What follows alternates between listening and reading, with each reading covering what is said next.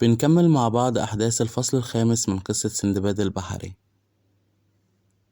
When Sinbad comes out from under the ground, he meets some sailors.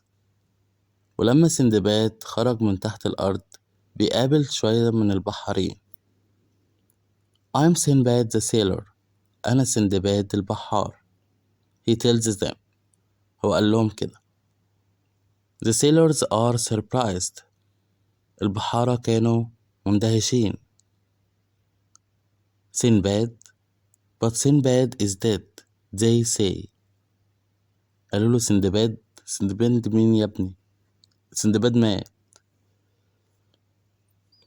Well, I am not dead now, Sinbad says. قال لهم طيب خلاص ماشي أنا مش ميت دلوقتي. And I want to meet your captain. وأنا عايز أقابل القبطان بتاعكم.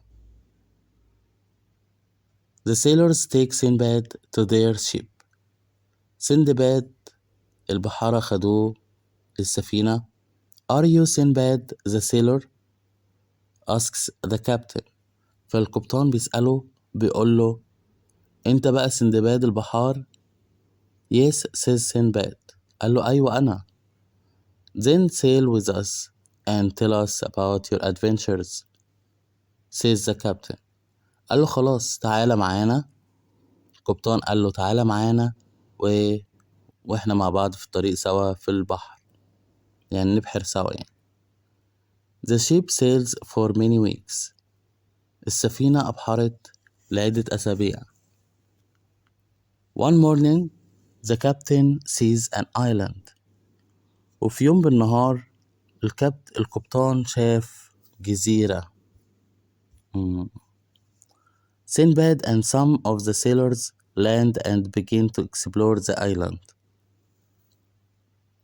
سندباد ومجموعة من البحارة بدأوا إن هما يروحوا يكتشفوا يا ترى الجزيرة ديت كويسة، فيها مخاطر، فيها وحوش، فيها أي حاجة. طبعا سندباد موت. The sailors find a very big bird's egg. والبحارة بيلاقوا بيضة طائر عملاق أو بيضة كبيرة جدا لطائر. Don't touch it, says Sinbad. قال لهم اوعوا تلمسوها. It's a rock's egg. دي بيضة الرخ، والرخ ده طائر عملاق. But the sailors throw stones at the egg. لكن البحارة الأغبياء مفيش فايدة في مخهم المتخلف. قعدوا يرموا طوب وحجارة على البيضة. The egg breaks open and a big fat young rock comes out. البيضة اتكسرت وبيخرج من البيضة فرخ لطائر الرخ. فرخ صغير يعني لسه بقى طائر رخ صغير لسه مولود.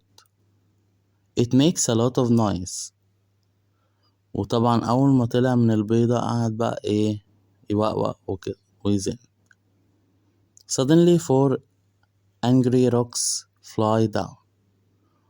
وفجأة 4 طيور من طيور الرخ نزلوا من السما كده ينقضوا على على الناس اللي بتعاكس البيض بتاع الرخ ويشوفوا اللي بيحصل. جم على الصوت يعني.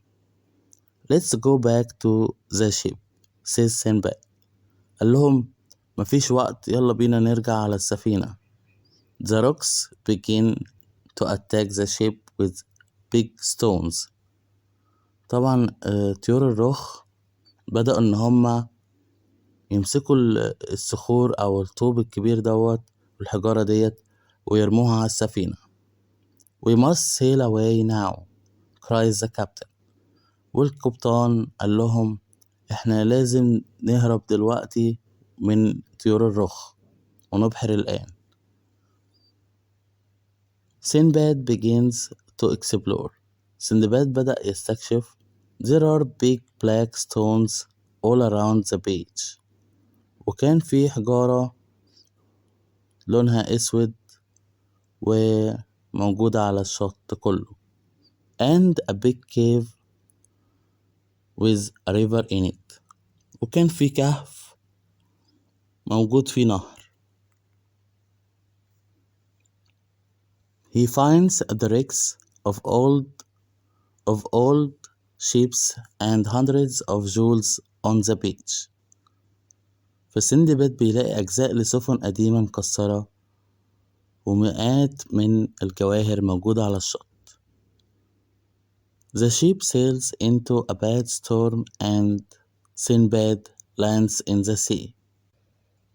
بتقوم عاصفة شديدة جدا يعني بتبوظ في السفينة جدا، طبعا بتدمر فيها، وسندباد بيرسي على البحر lands in the sea. طيب يبقى هي السفينة كانت بعد ما هم رجعوا للسفينة وكده علشان يستخبوا من طيور الرخ، وهم في طريقهم فقامت عاصفة جامدة جدا بوظت الدنيا واضطروا ان هم يرسوا على أرض جزيرة. After many hours in the water، وبعد عدة ساعات وهم موجودين في المية، he climbs onto some big stones near a beach. بعد كده سندباد بيتسلق حجارة كبيرة جدا كانت موجودة على الشط. More jewels, says Sinbad, and he puts some of the beautiful stones in his bag.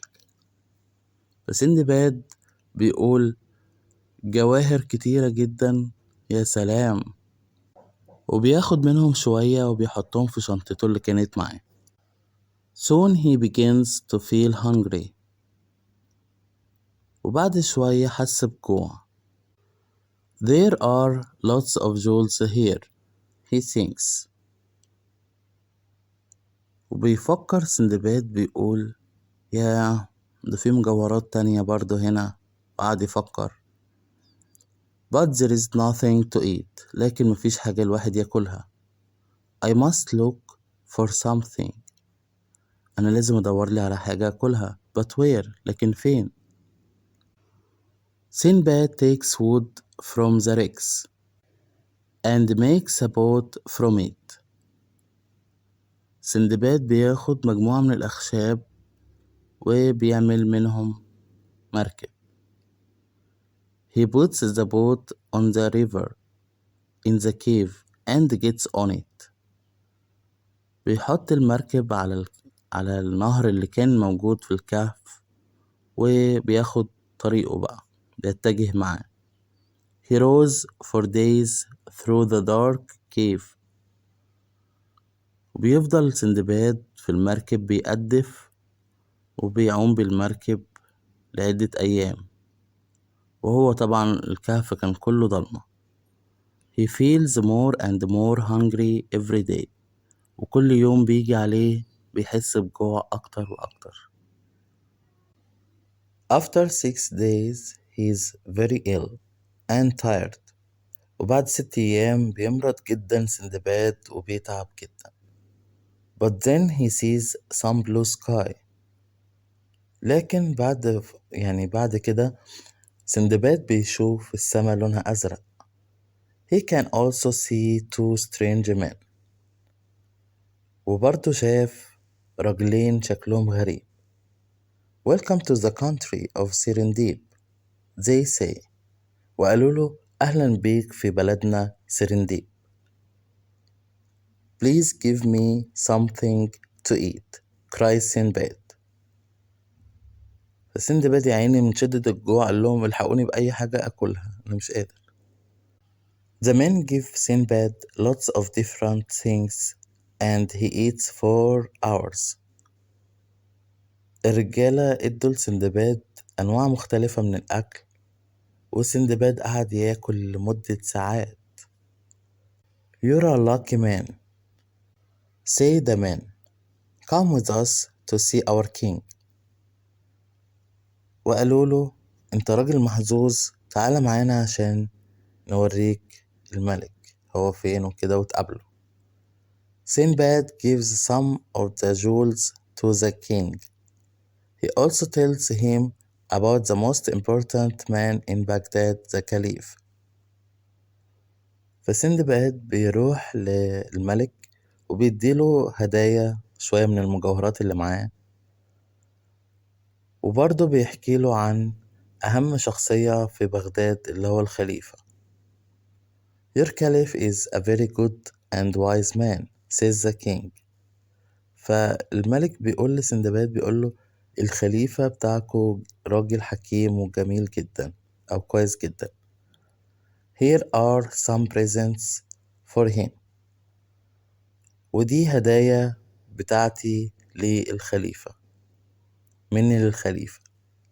The king finds a big ship for Sinbad and he gives him lots of presents too.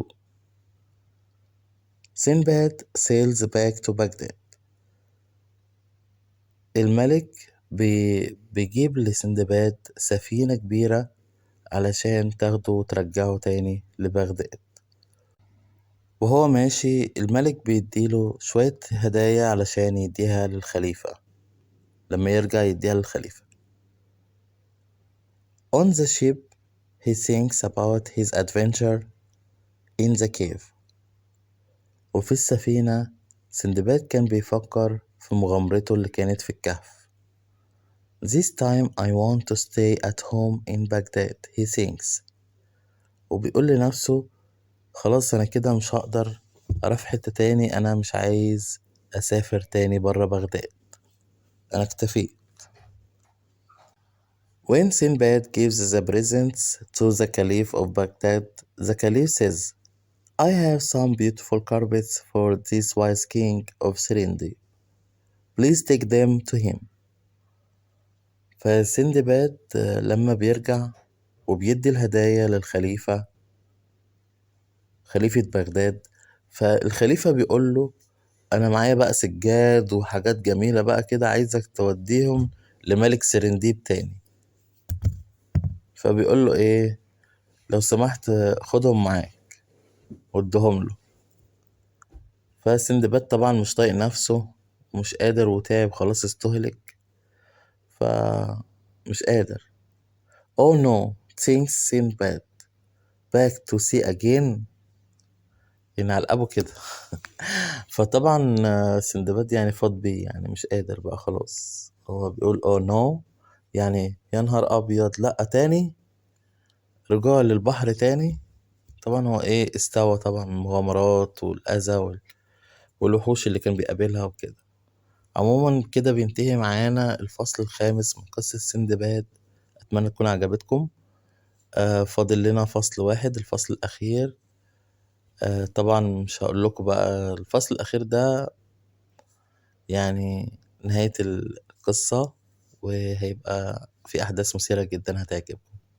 تابعوا معايا أحداث الفصل السادس إن شاء الله في الفيديو الجاي، وما تنسوش تدعموني بلايك وتعليق بعد الفيديو. شكرا جزيلا. Thank you so much.